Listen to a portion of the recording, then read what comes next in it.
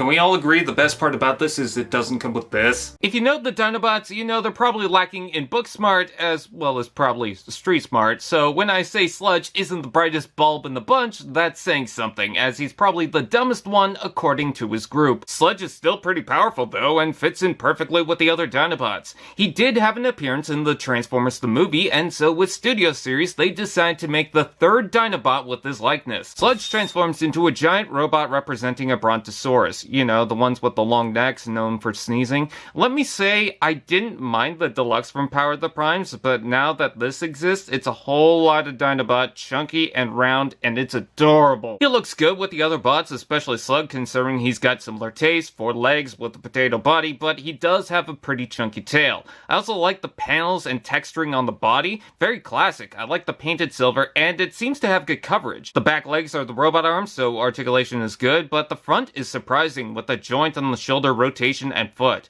It is strangely hollow on the bottom, even with the gun plugged in for storage. Some of the red is exposed, but whatever, he gets away with it. So while the body is just chunk, the head is so slick, with the soft ratcheting neck, rotation at the gold, moving jaw with blastport uvula, and head that moves up. I like the symbol, but look at the angry eyes. He doesn't know why, but he's angry about something. There are some panels, some of which could use better connections, but it holds enough for a football. There's portholes in the feet for shoes, and sides for the weapons. Plus, can we get a rider? I need that image. I gotta say, I'm loving this alt mode. The heft, the clean shape, the colors all work, not just in line with the others, but on its own. This is an incredible form. Robot mode.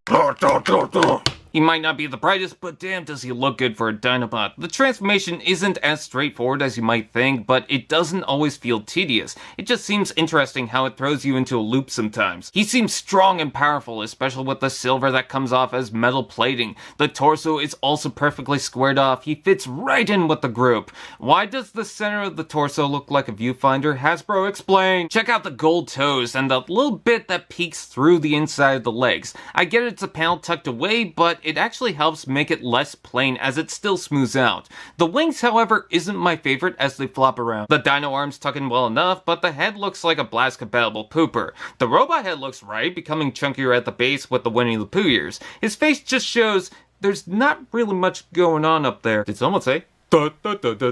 Articulation. Head rotation, shoulders out and in, forward and back rotation below, elbow bend, wrist rotation, waist rotation, hips out and in, forward and back rotation below, knee bend, and foot tilt. Posability would be okay if some of the joints are tighter, notably the hips, but the arm rotation is too tight. You can unlock the joint in the elbow for a double joint. Let's take a look at the accessory. He includes no sword again, but thanks to Comic Grimlock, we don't have to worry about that. He does have this blaster, and it feels weird. I mean, it's nice, bulky, and painted well, looking like a recycled battery from a craft guy, but the top design and front makes it look like an old missile launcher. You can port a blast effect. Reminder, out of the packaging, you do have to slide in the dino head. There's portholes in the feet, hands, and side of the arms. There's no portholes for the previous little buddies. Good, let's just forget about those. There are a few issues with the joints. I do think they could have been made better, but he fits in so well with the other Dinobots that I can't stay mad, especially when he looks this good, and Sludge wasn't always my first choice. I could tell why the Power of the Primes figure wasn't working for some people. If you manage to get the other Dinobots or just want a good figure, I think you'll take a liking to this guy.